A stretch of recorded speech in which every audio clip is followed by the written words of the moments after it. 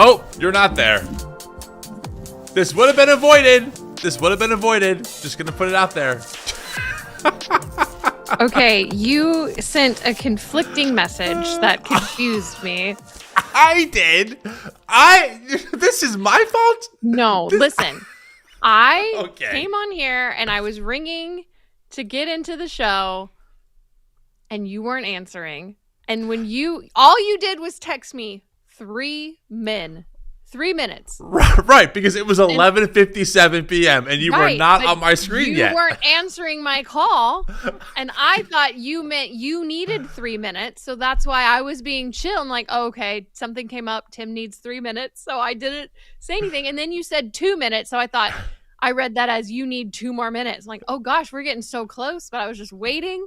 Okay, only that's not what you said. What you said was, okay. That was like, April, we have 2 minutes, so we have to go live. And I'm talking to Cassidy, our producer behind the scenes. I'm like, Cassidy, this is so unlike April. She is never like this late to anything. But your message was so cryptic. Cryptic.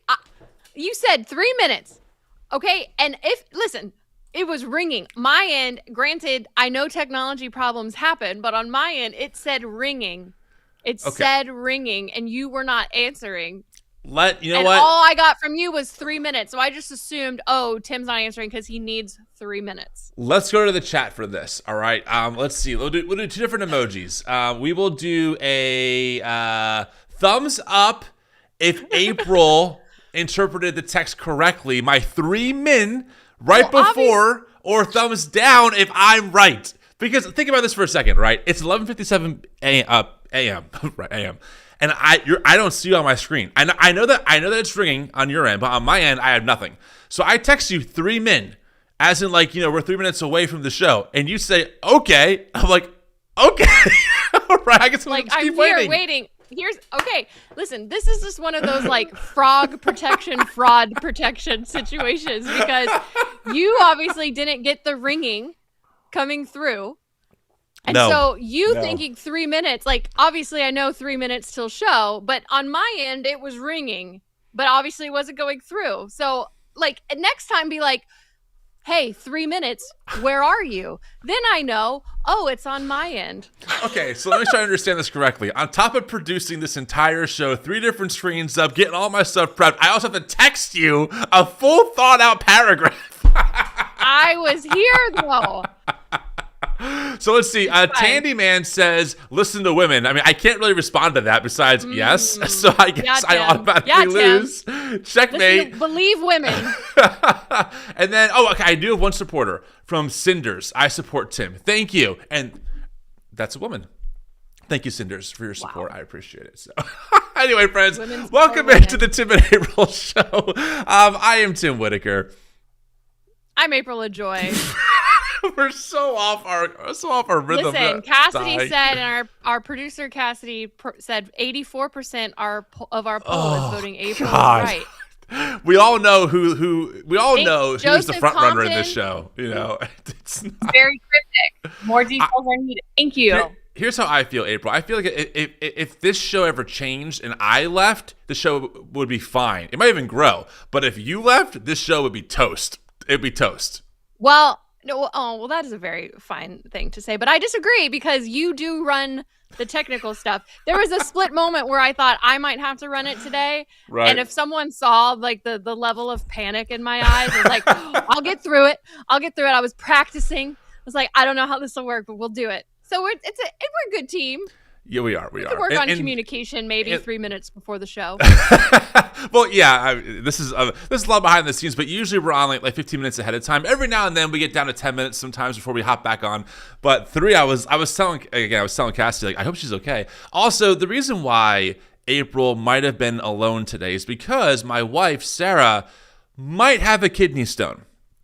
We're going to find out. And I want to be clear. Sarah insisted I do the show. I was like, Sarah, I don't have to do it. Like, April can do it. She's more than capable. And Sarah's like, no, you need to go live. So that's why I'm doing this. For the record, it was not up to me. Sarah told me to go. But we're going to find out in a few hours via ultrasound if she has one or not. I hope she's okay. That's a lot of fun. But friends, we got a lot going on today. A lot to cover. TSA and ICE and Pete Hegseth and Mike Johnson and some weird Christian bleep. Do us a favor. If you're watching this stream right now on YouTube, please make sure to give this video a like. It helps get it out into the YouTube algorithm. Subscribe to the YouTube channel. If you're watching on Substack, please make sure to hit the heart button. It really helps us out. And I do have to make good on something, April.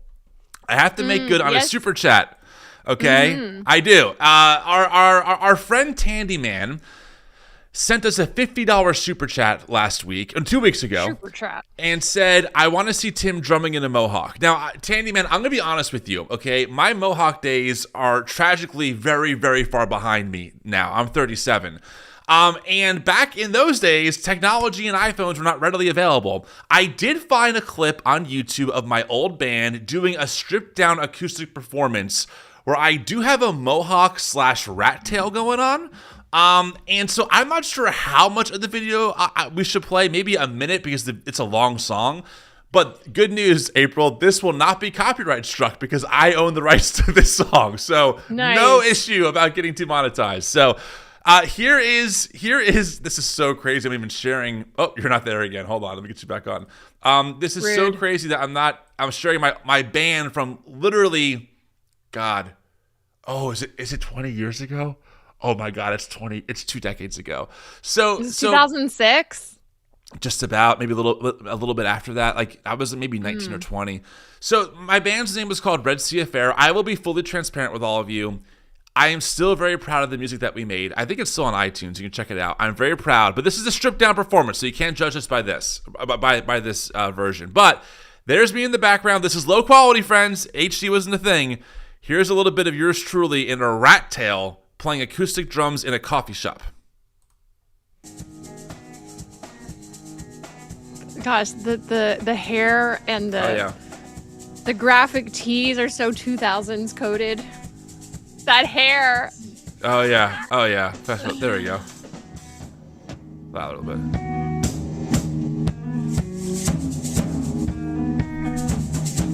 There I am. Look at you. I know. Tim. I know. This song is really intense and usually, so it was very tricky. But yeah, there I am. All right, that's enough. That's embarrassing. So there you go, Tandy Man. Me with the mohawk / rat tail. Really, I upgraded my own clip there. But that was me back in the day. Yeah, it's a thing. So okay. Glad that we're all a fan of my acoustic drumming. So, all right, friends, the Tim and April show is produced by the New Evangelicals. It's a nonprofit organization that I founded in 2020, now run by the wonderful Melinda Hale. If you are looking for resources and better paths forward in your faith, including ways to get involved on the ground, check out the work that the New Evangelicals is doing. We have our own private community space called TNE Connect and also TNE Action, which is designed to help you find local causes like maybe fighting ICE or protests and stuff. So make sure to check it out at the New Evangelicals on Instagram or the newevangelicals.com/connect. That was excellent. Thank you. There's a lot happening in the world. Really? Right now. That might be understatement of the year. Yeah. I said the weirdest sentence last night to Beecher. We were chilling, watching TV. I said, "Hey, babe, did you see that AI Lego video of Trump that was a rap diss track that Iran posted?" You showed me this today before we went live. We're not going to play it. But no. I don't know what to do with that because the track does slap. Like it is a legit diss track. It slaps hard. Also made by a tyrannical regime that is killing its own people, but also while dissing another regime that is currently imprisoning children and bombing children in that country. And I don't know what to do with that. Yeah, I had a lot of weird feelings about it. And also just the fact that there's like a genuine war happening and we're posting AI Lego. Right. Like it should. What do you like? Do we laugh about this? Weird. Like I know. This is why, by the way, we need new ethics. Like this is why people evolve ethics over time because new challenges come up that we haven't faced. We've never faced in the history of humanity the issue of artificial intelligence generating videos that we give prompts to that's then used in service for propaganda of one regime to another. Like, and then the people on one side of that, like, what do you do with that? And then as Christians, what do you do with that? So so many things. Also, I just saw like the Jesus AI videos on just a separate note are getting out of hand. And honestly, I might call an audible and send one to you for the end of our Weird Christian that I just saw. It's only like 6 seconds long. Okay. It could be worth it. Anyway. Whatever you want to do. So our main topic for today, there's a lot of chaos happening everywhere, but at airports this week because there's a partial government shutdown that is still going on.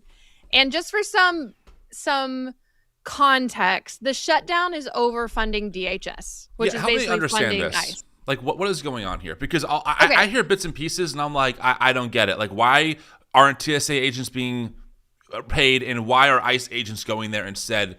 Break it down, because I'm very confused. Okay, so basically, they've been negotiating back and forth for, I think it's been like a month, almost a month now. I don't know how long it's been. It's been a while. There's been multiple different variations of the bill, but the basic is that Democrats are refusing to fund ICE without some additional safety measures as a reaction to 2 Americans now being killed by ICE. So the main things that they're asking for. This is the Democratic Party, right? Asking for this. The Democratic Party. And to be fair, they're willing to fund ICE. They just want some changes. Okay. So the main things that they're asking for that most people are talking about are body cam footage. Okay. And for them to stop wearing masks. So that people are not so scared of them, that people can see who they are, that accountability can actually take place if they do bad things. Those are the main 2 things. So there's actually 10 asks, though, in their initial letter that they sent to Speaker Mike Johnson and then, what's his face? John Thune, who's the majority leader in the Senate. So they want DHS officers have to have a judicial warrant in order to go into a private residence, which also feels very like here's the thing. These asks are not crazy. They seem very logical asks, especially given a lot of the chaos ICE has caused. Yeah. So here that targeted enforcement, you have to have a judicial warrant in order to enter private property. No mask. Prohibit ICE and immigration enforcement agents from wearing face coverings. Okay. 3, require ID. So they want DHS officers conducting immigration enforcement to display their agency ID number and last name, which honestly, that makes sense too, because there's a lot of fear that just random people can dress up like ICE. Like nobody knows who's actually an official government agent or not because there's no identification. So they want identification. They also want to protect sensitive locations. So prohibit funds from being used to conduct enforcement near sensitive locations, including medical facilities, schools, childcare facilities, churches, and polling places and courts. So far, going back to what it was before this Trump regime unleashed ICE as a freaking, Gestapo, frankly. Yes. Okay. Yes. Got it. They also want to uphold the use of force standards. So there's actually force policies already in use. Right. And as part of this, they want to expand training and then require certification of officers, which after you accidentally kill 2 people, or I don't know how accident it was, that seems very a logical thing to do. Also, they want people to stop racial profiling, saying you can't go up and just arrest someone or detain someone based on what they look like. Okay. these are hold on. Or their accents. I want to make sure I understand. These are the radical Dems. This is the radical far left agenda that we have in government right now. They want like completely common sense things that were happening before. Mm-hmm. Okay. Yeah. What else we got? Build safeguards into the system. We have this one.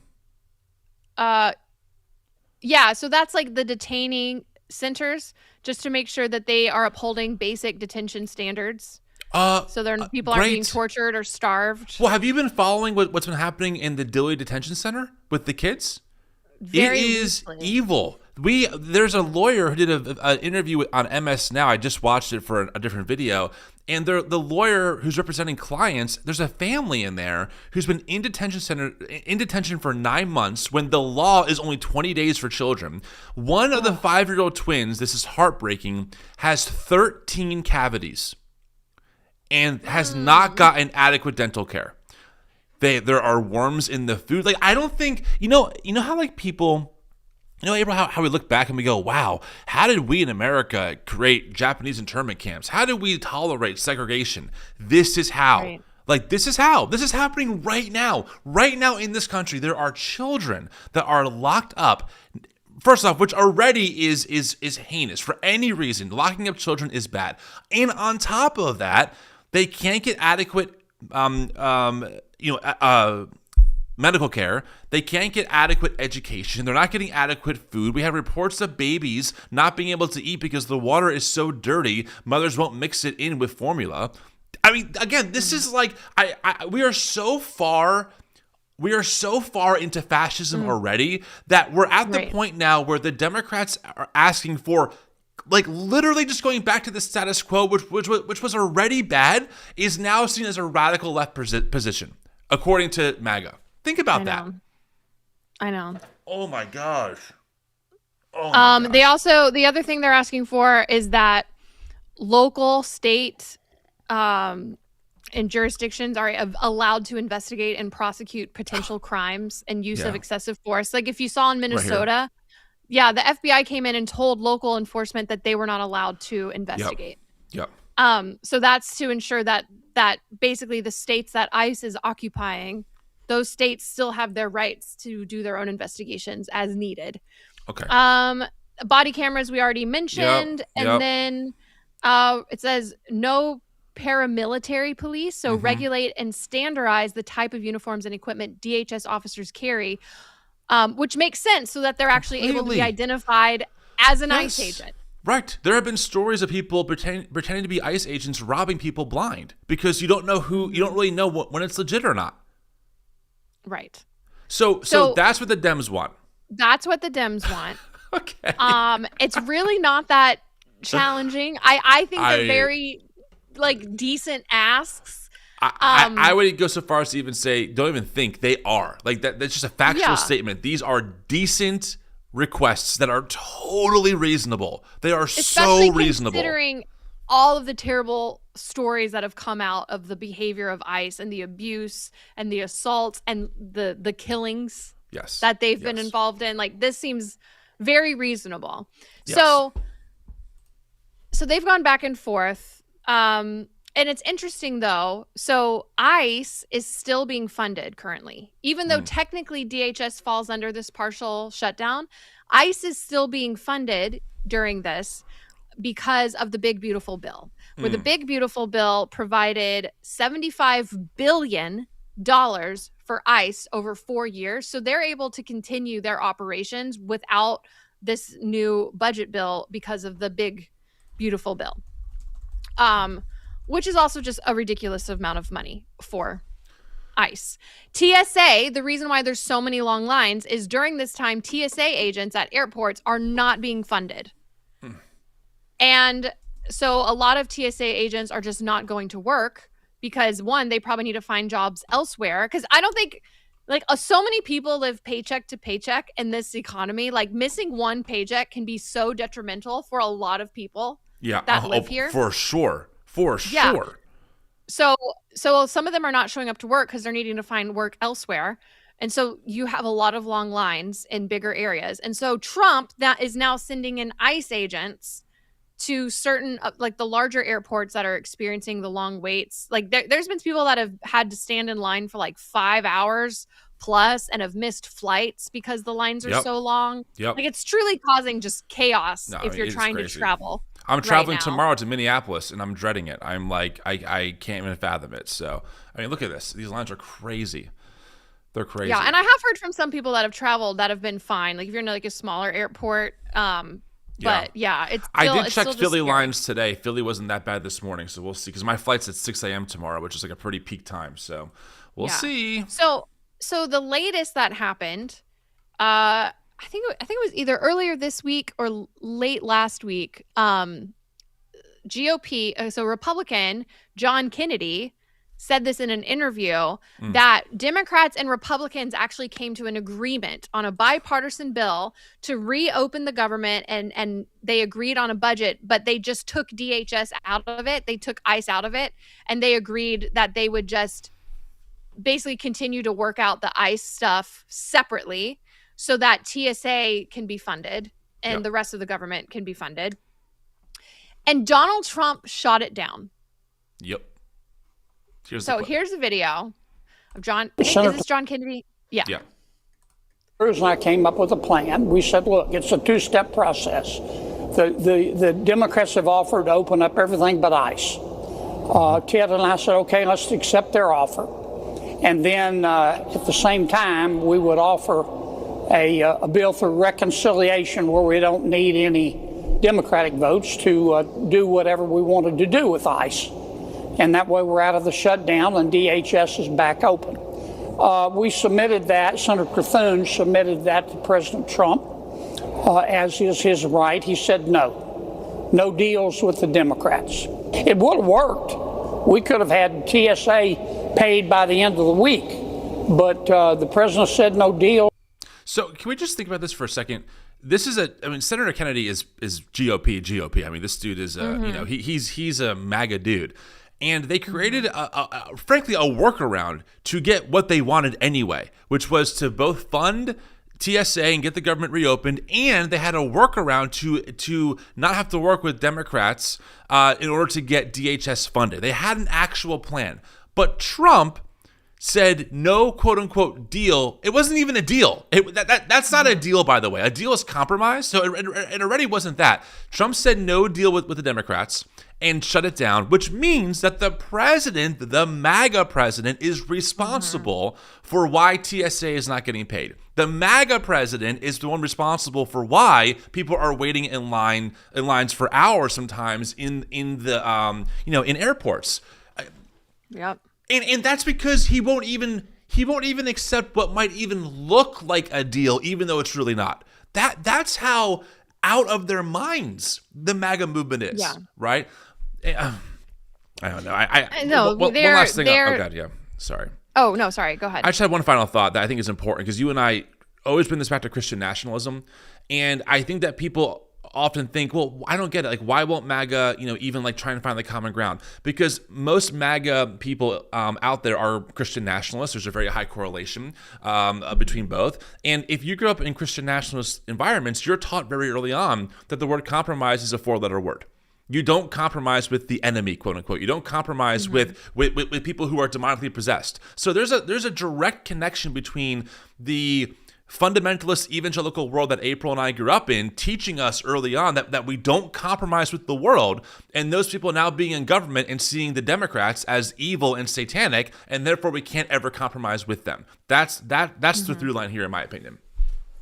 Yeah, and I think so. Let's read what Trump said about it, because there's a more insidious reason, I think, and it has to do with voter suppression. Which is why Trump is not wanting to make any sort of deal and does not care. You want his truth post, right? Yeah, it does not care how many people are negatively impacted. Yeah. So this is what he tweeted out or posted on Truth Social. Ugh. I don't think we should make any deal with the crazy, country-destroying, radical left Democrats unless and until they vote with Republicans to pass the Save America Act. It is far more important than anything else we are doing in the Senate, and that includes giving these same terrible people, the Dems, who are to blame for this mess, a $5 billion cut in ICE funding, a deal which, even when disguised as something else, is unacceptable to me and the American people unless it includes their approval of voter ID with picture, citizenship to vote, no mail-in voting, with exceptions, that's important. All paper ballots, no men and women's sports, and no transgender mutilization of our precious children. Put it all together and also let Leader Thune clearly identify those few Republicans that are voting against America. They will never be elected again. In other words, lump everyone together as one and vote. Kill the filibuster and stay in D.C. for Easter if necessary. Make America great again. President DJT. So he's trying to use this as leverage to get the Save America Act passed. Yep. And the Save America Act, so first of all, it is dead on arrival. I've listened to a ton of experts that it is not going to be passed, which is why I personally haven't spent a lot of time talking about it, because you would have to kill the filibuster in order to pass it, because it is that unpopular. Like, even some Republicans have admitted it's not a good act. But basically, the gist is what he's saying here is it's misleading, because one, you already have to be a United States citizen to vote. That's already a law. Yep. And it is super rare that a vote actually gets through from someone who is not a citizen. Incredibly rare. Like dozens, maybe at the most. Yeah, dozens nothing that would even be worth doing anything about.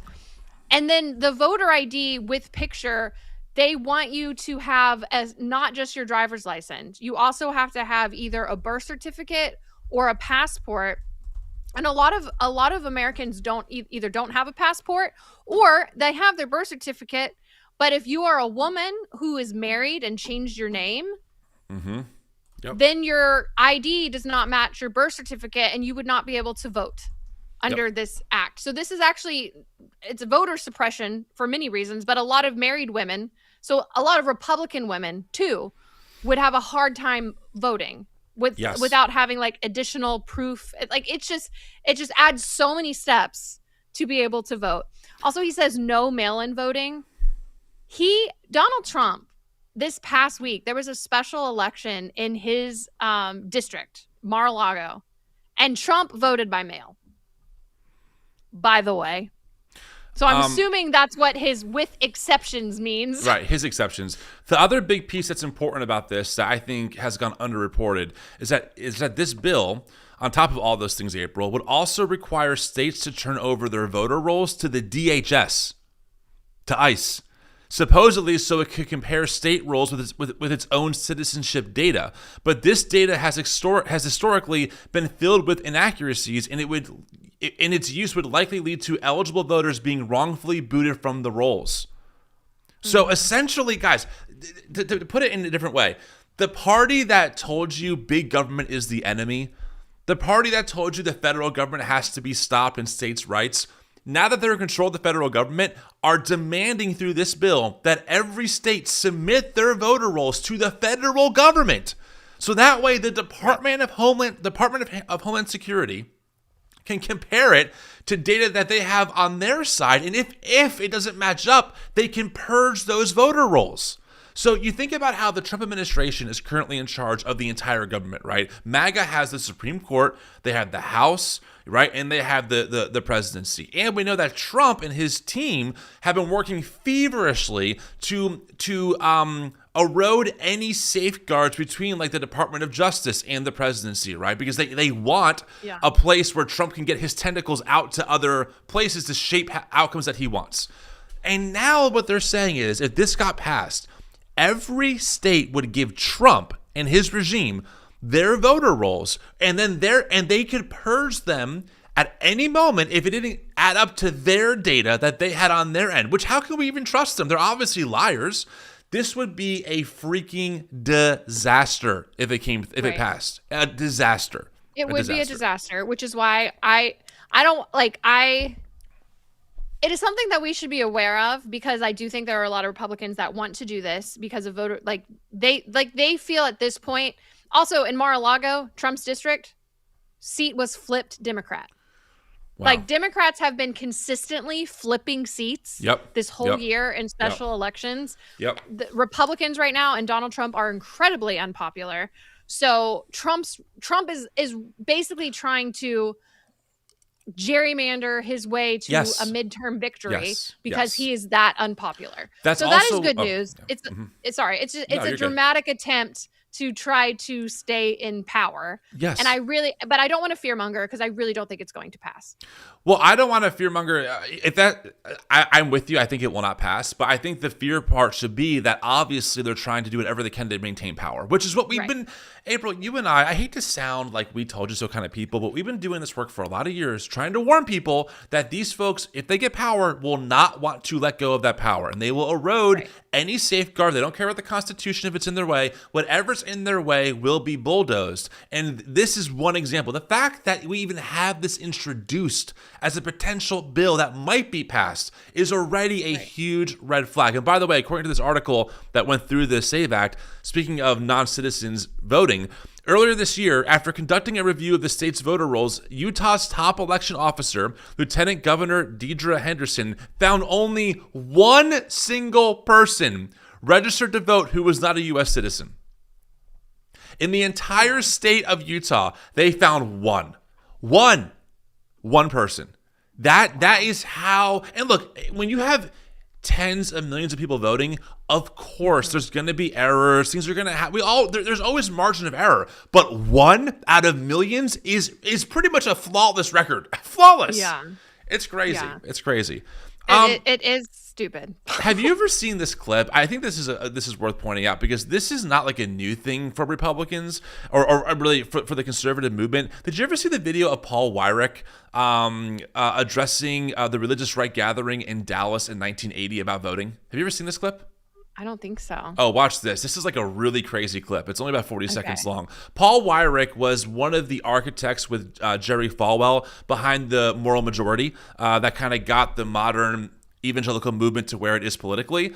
You got to watch this clip. This is 1980. 1980. Check this out. Now, many of our Christians have what I call the goo-goo syndrome. Good government. They want everybody to vote. I don't want everybody to vote. Elections are not won by a majority of people. They never have been from the beginning of our country, and they are not now. As a matter of fact, our leverage in the elections, quite candidly, goes up as the voting populace goes down. There you go. This is not new, guys. Part out loud. This is not new. That's 1980. That's over 40 years ago. Think about that for a second. Not new. Well, and that's why we're seeing so many red states that are redistricting because they're trying to get more. Like, they're incredibly unpopular. We're scared. We're scared of an Obama presidency, and I'll tell you. Okay. A tab started playing. God, is that you? That's funny. Okay, before we move on, we have a couple other things to cover that are a little more lighthearted. And some super chats, by the way. Yeah, that's what I was going to say that. So let's read some super chats. I love that, April. We're on the same page today. All right. Yeah, except for at the beginning of the show. Yeah, which apparently was my fault according to the audience. So I guess I have to apologize. Go ahead. From Justine Bailey 923, hoping no kidney stone for Sarah. Me too. Same. That'd be great. Okay, a couple more here. Autumn Lynette says, trans woman, ex-Christian here. Yours is the one Christian podcast I still love and watch. You both truly reflect Jesus' love. Also, April is right. See? Thank you, Autumn. From Dolk Dogan, the scene kid aura from that video. LOL. Awesome clip. Shout out to the all elite wrestling crowd for the F Ice chants during last night's show. Thank you. Tandy Man, thanks for the video, Tim. Thank you and April for helping me get out of the basement, going to No Kings with an affirming church and wearing my Salt Melts ice shirt. Heck yeah. That's awesome. Right, No Kings is this weekend. Yeah, it is.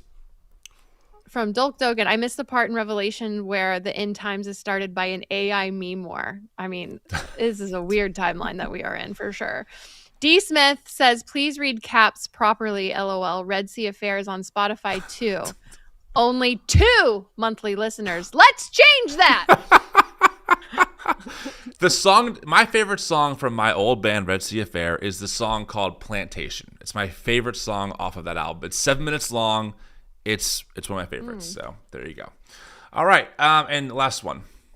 Joseph Compton, within Project 2025, it stated that the Heritage Foundation wants to abolish the TSA and privatize it.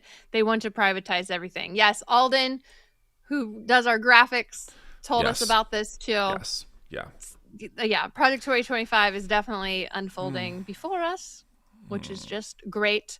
Also, I know that we talk about a lot of heavy stuff, and we spend a lot of time saying everything that's wrong with the world.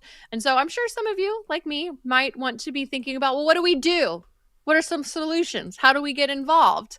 So I want to, Tim usually does this little pitch, but I do want to point that our TNE Connect app and then the TNE Action Hub within that has a lot of resources on how to get involved, on what to do. They have new resources and opportunities for grassroots organizing and advocacy that they drop every month. So if you're looking for ways to actually fight this regime instead of just complaining about it, which I think both are needed, check out TNE Connect. And if you are rich and want to give to a great nonprofit doing great work, go make a donation to the new Evangelicals. Yes, friends, if you're watching this stream live, please make sure to give this video a like. If you're watching on Substack, please make sure to tap the little heart button. It makes us feel good. Where are we going from here? Where do you want to go? Pete Hegseth? Ugh. Yeah. Debbie Downer. Yeah. Jeez. Yeah. So high. Now back to the low. So, listen, for the non-evangelical audience out there who did not grow up in the world of Christian nationalism, Pete Hegseth is someone who April and I and many others were shouting from the rooftops during his confirmation hearing that he would be an absolute disaster, not just because he's an abuser of women or he's a drunk or he's and doesn't have the experience. Right, yeah. Those are all, of course. But also because this guy is part of a particular Christian nationalist stream which essentially believes that their job is to Christianize the entire world in order for Christ to come back. And the main guy in this denomination that is part of this world is named Doug Wilson, who is a slavery apologist. He went kind of viral a year ago when CNN did a video on him where he said that, we have to repeal the 19th Amendment. He was picked up again last week on CNN's documentary on Christian nationalism. Pete Hegseth is under his discipleship, okay? The guy who runs our Department of Defense. Pete Hegseth also has Crusader iconography tattooed on him. And I remember when we pointed this out, many people were like, oh, that's so extreme, guys. It's not that bad. It's not what you think. And unfortunately, it was actually worse than we think. And I'm going to play this clip. It's about 3 minutes long, but we'll pause throughout. But I want you to hear how the Secretary or the Department of Defense, how he is talking about this current war with Iran. I just think it's really important for you guys to understand that for him, this is not just an economical thing. This is there's a spiritual motivation behind this. In his mind, they are doing the work of God. And I want you to hear how gross this is. He's talking now as the Secretary of the Department of Defense to people in the Pentagon. Here we go. Put yourself in the place of one of those couple hundred Americans about to undertake this audacious raid on the Iwo Jima, looking at a lot of uncertainty in front of you. And this was the passage, and this was the pre-mission reading and the prayer that was read with them. First, a reading from the book of Psalms, chapter 18, verses 37 to 42. King David writes, I pursued my enemies and overtook them, and did not turn back till they were consumed. I thrust them through so that they were not able to rise. They fell under my feet. For you equipped me with strength for the battle. You made those who rise against me sink under me. You made my enemies turn their backs to me, and those who hated me I destroyed. They cried for help, but there was none to save. They cried to the Lord, but he did not answer them. I beat them fine as dust before the wind. I cast them out like the mire of the streets. This man is saying the scripture, connecting it to the job of the American military. Just think about that for a minute. How wild that is. That the man in charge of the world's most powerful military is citing verses in Psalms as justification to kill other people as a supposed Christ follower. A follower of the guy who was crucified by the empire. Wow. But there's more. Oh, great. And then he prayed this prayer, the chaplain. And we pray it with him this morning.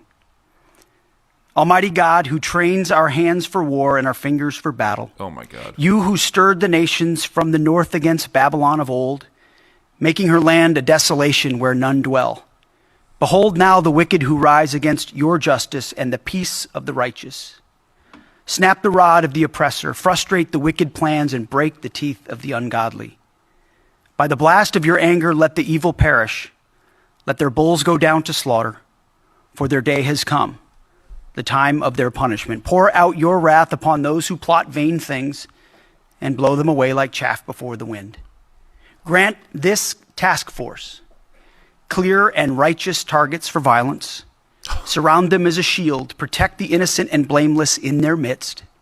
Make their arrows like those of a skilled warrior who returned not empty-handed. Let every round find its mark. Let every round find its mark. He's praying to the Christian God. Not for death. For death. For death. Okay, almost done. The enemies of righteousness and our great nation. Give them wisdom in every decision, endurance for the trial ahead, unbreakable unity, and overwhelming violence of action against those who deserve no mercy. Wow. Preserve their lives, sharpen their resolve, and let evil. justice be executed swiftly and without remorse, that evil may be driven back and wicked souls delivered to the eternal damnation prepared for them. For the wicked flee when no one pursues, but the righteous are as bold as a lion. By the way, see that lady nodding? Like, that's the thing, it's not just Hegseth. Watch this woman nod in agreement with this prayer. They're all in agreement. Pursues, but the righteous are as bold as a lion. She's smiling. We ask these things with bold confidence in the mighty and powerful name of Jesus Christ, King over all kings, and amen. Imagine praying that in the name of Jesus Christ. The same Jesus that you read about in the 4 gospel accounts that said, love your enemies, that told his disciples not to take up arms, that gave himself over to empire, where he was killed a criminal's execution, right? Who did not return evil for evil, but returned, violence for nonviolence. Literally said, turn the other cheek. This is why, and we say this a lot, April, but this is why if you ever listen to these Christian nationalists, they rarely, if ever, cite Jesus. Notice how Pete Hegseth is appealing to Psalms, things in the Hebrew Bible, right? He's appealing to verses that are about Yahweh, frankly, and about other things that are going on. Which, by the way, even if him doing that does not mean that they're applicable to today. King David and the Israelites is not America, and Trump is not David, right? Like, it's a horrible comparison. But as a Christian, to ignore the teachings of Jesus, who Christians believe is God incarnate, who shows us what God is like in human form, to ignore all of the red letters that Christ teaches about love and compassion and empathy, right, and justice and taking care of the oppressed, the actual oppressed, not the Pete Hegseth oppressed, and to ignore all of that and then pray a prayer of death and violence towards other human beings made in the Imago Dei in the name of Christ is so Antichrist. I don't even know where to start with this. Like, how, Pete? It's why these same people are demonizing empathy. Totally. It's all connected.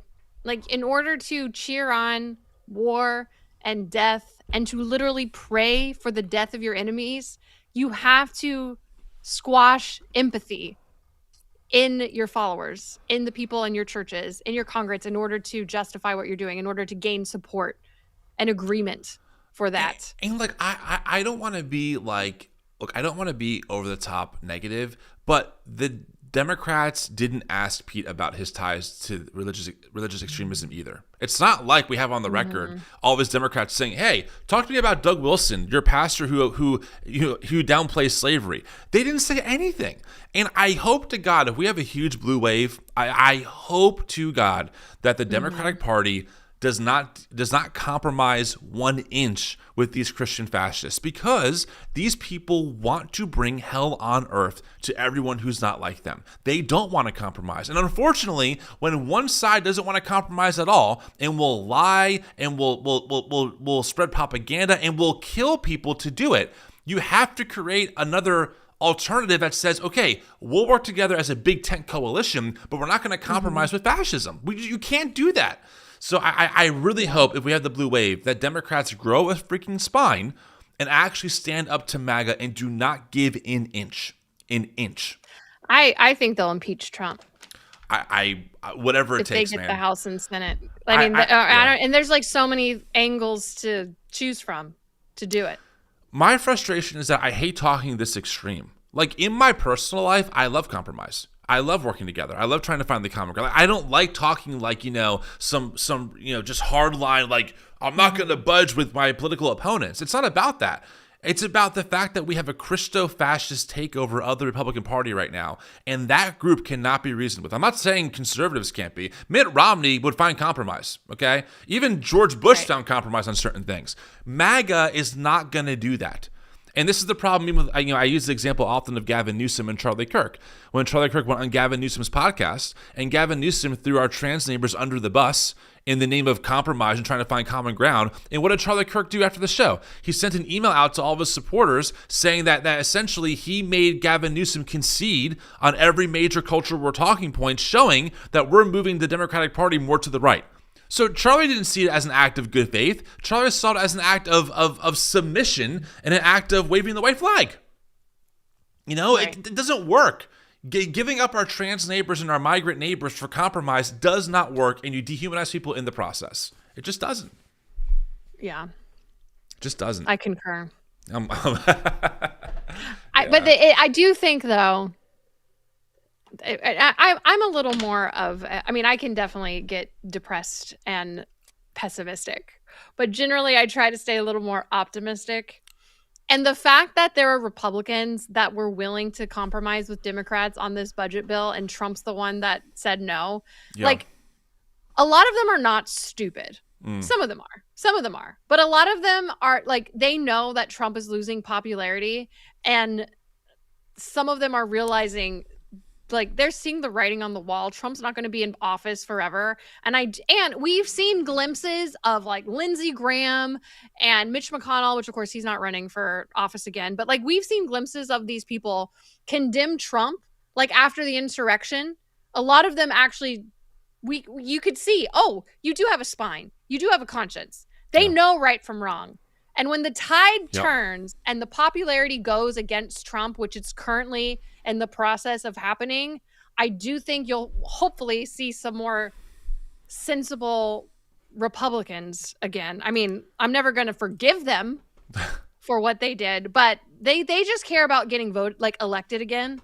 Yeah. And when Trump's no longer popular and he's starting to no longer be popular, they'll start changing. Now, they're, of course, the Mike Johnson of the world. Did you see, speaking of Mike Johnson, there's all this chaos happening in the world. And you know what Mike Johnson did? What did he do? He made up a new award, a trophy, and gave it to Trump. Oh, do I have it here? Called the America First Award. Yep. Hold on. I grabbed the different Mike Johnson clip. I have it here. That's okay. We're gonna find it because you're like, it's you're right. Literally like all that Trump cares about is receiving stupid awards. Like what? It's so dumb how childish he is. Yeah, and the fact that adults, you know, when you're a kid, and you think that adults have it all figured out, like they're just, they're so smart, and you think one day I'll be like that. Then you get into adulthood and you realize, oh my God, adults are really dumb, and adults do things that are like ridiculous. This is one of those moments. Okay, yeah, you're right. So gas is up over $1 a gallon on average, right? It's almost $4 or more on average now, which is great thanks to Trump and bombing Iran, because why not? TSA lines suck. ICE is in airports arresting people. The life is not good. But let's hear what Mike Johnson has to say. So tonight we have created a new award. We're going to do something we've never done before. We're going to honor him with a new award that we will present annually from this point forward. But he is the suitable and fitting recipient of the first ever America First Award. We can think of no better title for what that is. That's this beautiful golden statue here, appropriate for the new golden era in America. Is Mike Johnson delusional? I think it's just Literally, lying. What Trump golden era? Started a new war that is raising gas prices and like sending in, like, American troops are dying. In what world is he the America First president? I mean, I don't, even if we took them, okay, let's just take their phrase on their own terms, right? America first. Okay, you would imagine that would mean putting all the people in America, all the citizens first, right? So let's see, what do we have so far? We have gas is way up. Okay, that's not really America first. Oh, Mike Johnson and his crew slashed Affordable Care Act subsidies earlier this year, skyrocketing premiums for millions of people. That's not very America first. Grocery prices have not come down. The GDP increased about 2% in 2025, which is abysmal. Inflation hasn't really gone down much at all. We still can't get livable wages. I know. Trump brought in his billionaire friends in our government and gave them a hatchet to slash whatever they wanted so they can get more enriched while we keep suffering. There is nothing America first about this regime. Nothing. It's an oligarchy first. There's that. No. The billionaire class first, maybe, but America first. If there are any MAGA supporters out there listening to this show, maybe on podcast or watching on YouTube, I just want to know, give me a tangible example of how your life specifically got better. I'm not talking about, the mental visual of, we stopped immigration. That doesn't affect your life at all. I want to know how in your life, in your household, right? Are you making more money? Was your tax burden lower? Did you get more money back as a refund this year? Are your grocery prices down? Like, are your electric bills down? I just want to know. Give me one tangible thing, because even if Doge did what it was supposed to do and cut all this money from the budget, we already debunked that last week. I just want to know who gets the savings. Like, do you think you get like a rebate check in the mail for like $1,000 because of Doge? No, of course not. Yeah, gosh. Oh, yeah, and Doug Dogan brought up a good point. Market manipulation. Yes, that's right. Exactly. Yes. The poly market world is a huge underground world of crazy betting, and there's a lot of evidence that people in the Trump administration are making bets that they know the answer to already and are profiting a lot of money off of it. So, yeah. I honestly wonder what kind of dirt Trump has on people like Mike Johnson, because I have never seen a man simp harder than Mike Johnson simps for Donald Trump. It's brutal.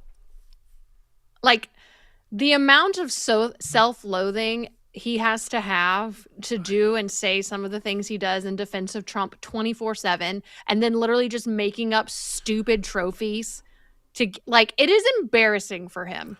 Do you think it's that, though, or do you think it's that Mike Johnson has really deluded himself into thinking that he has been chosen by God to be in that position to support a God-anointed president to make America great again? Listen, I used to think he was a genuine believer, and I think perhaps he started off that way, but there's no way some of the stuff that he's blatantly lied about, like, he knows he's lying. He has to know he's lying about certain things when they ask him questions about Trump. And the fact, like, all the stuff coming out with Trump and the Epstein files, like, he's got to know deep down at this point that he is defending a terrible human being. I don't know. I've often wondered how the mind works that way. Like, how do you see what's going on in the world and think that Trump, the man who's hiding from the Epstein files despite being all over them, like, how do you think that is the God-fearing? I say that as a former evangelical, as someone who grew up in that world. I do not understand. I just don't. Have you seen some of these Republican primary ads? No. I see enough. Do I have to? Maybe that is the curse of living in a red state, among I'm many in a very other blue things. state. But I'm seeing so many Republican primary ads, and they are literally just out, like, they're trying to what's the right word? They are trying to prove that they're the bigger Trump guy. Literally, one of them is like, I'm the real Trump guy. Like, they're literally, their entire ad and attack ad is who likes Trump more and who Trump likes more.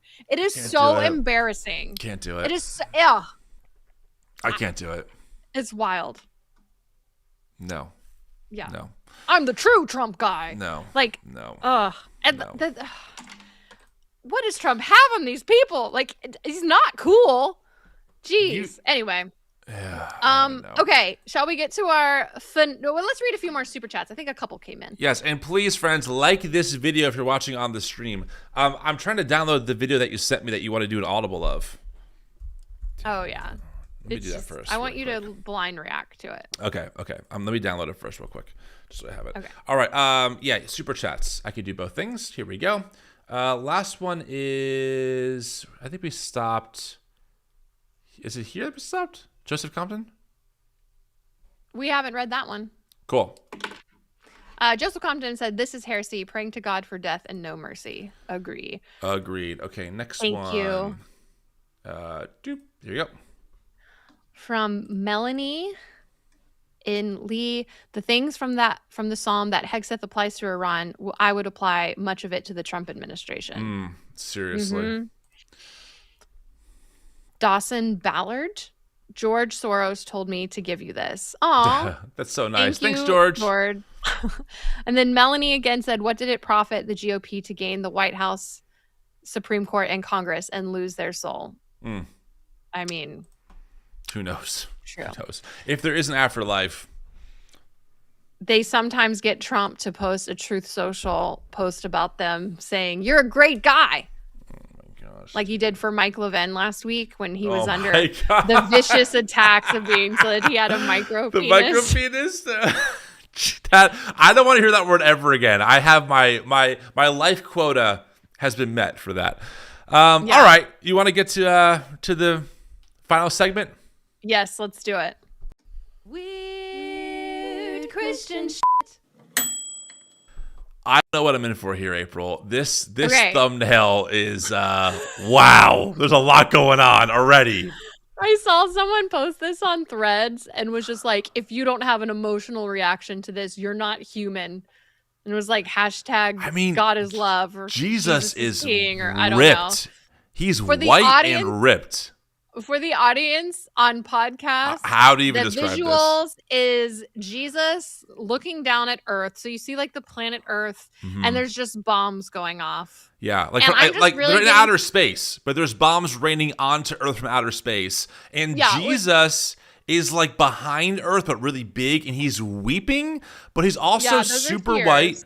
He's super white. He's super oily on his chest. And it's like he's wearing like a tunic that is like a low V cut. And you can see his like bulging like 0% body fat muscles with his long flowing hair while he's crying. Yeah. Anyway, I saw this and I was like, I've been seeing so many AI Jesus videos. And they're all so cringy. This is only 6 seconds. All right, here we go. Blind react. It's quick.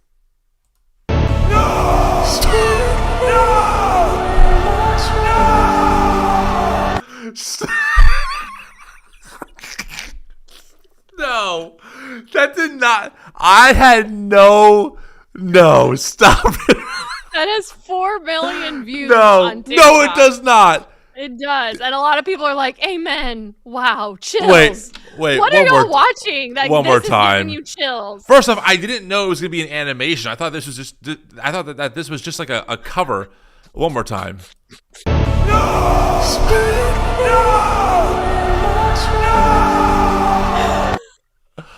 Oceans playing in the background. Okay. Also, the tears. Happening? Look at the consistency of the tears. The tears look like a loogie. Yeah, it looks like he's like dripping spit out of his eyes. It's like, look at this. Look at how long that. Look at that. Watch. Ooh. Oh. And look at his face. Powerful. I mean, look at his face. I know. Could he not intervene instead of just shouting no? Right. If Jesus can turn water into wine, certainly he can stop a few missiles from outer space. Prayers for Jesus. I don't even know. Like, why is he saying no? Is he? I don't. This is 4. Wait, hold on, April. Are you telling me that you and I spend hours every week putting together not one but 2 different long form pieces of content? We think about the thumbnail and the title, and we hope that our content hits the algorithm. And we do a couple thousand views, sometimes even more. It's nice. But this 6-second video has done 4 million views on TikTok right now. Yeah, and it's on other platforms too. This AI slop. Yes. This is why we beg for super chats. Did I tell you? Oh, I can't remember if I shared this on this show or not. But a couple weeks ago, I got tagged in a video. Like someone tagged me in a comment on TikTok, so it like goes to the top of your mentions if you get tagged. And I just happened to see it. I don't always see everything that I get tagged in, but I happened to see it. And this person was like, at April Ajoy, basically God told me that I should tag you in this. I don't know why. Maybe you do. And so I clicked on it because I was like, okay, God, what video does God want me to see? God's calling me. And it was an AI Jesus video of Jesus walking on water to a Moana song. And there was a gothic looking girl drowning, and like a ripped Jesus pulls her out of the water and hugs her. That was it. Well, are you drowning? Maybe you're drowning in your sin. Maybe, but I'm not gothic. I didn't think I was gothic. Maybe it's a future I was like, prophecy. what? Like the weird. Can I just say too, the weird thing, like back when I was super evangelical, I'm so glad that I don't ever have to think about this weird thought that I had and it being so weird. Like, you have intrusive thoughts. I used to think those intrusive thoughts were like, oh, is this God? Like, girl, God did not tell you to tag me to watch that AI slop Jesus video. Like, what did she think was going to happen? I'm going to watch it and be like, oh, this worked. I'm saved now. I mean, I'm already a Christian, but whatever. You know what I mean? It's like, I used to think the same thing, that my intrusive thoughts were just the Holy Spirit nudging me. Sometimes an intrusive thought is just an intrusive. In fact, I would say almost every time an intrusive thought is just an intrusive thought. Yeah, I would agree. It should stay up there, Boy, I'm just so discouraged that this AI slop makes it. No! Wow. That is crazy. All right, friends, listen, we appreciate you guys being here. Again, if you are looking for tangible action steps, if you're looking for better paths, if you're looking for ways to get involved, check out the new Evangelicals. Our community space, TNE Connect, is really beautiful. We bring in top-tier scholars to do all kinds of amazing teachings for free, and we have TNE Action, which it was built with folks in mind who want to get involved locally to do great work. So make sure you check it out at the New Evangelicals on Instagram or thenewevangelicals.com. Okay, really quick, we have another super chat that we need to read. And I want to point out, someone also asked, isn't Jesus objecting to the bombing of Iran here? And I would say yes. I would think Jesus is objecting to that in the AI video. Maybe. But also, why can't Jesus do something instead of just screaming no? Well, Pete Hegg says Jesus apparently sanctions it. So which Jesus are we talking about here? So anyway, super chat, go ahead.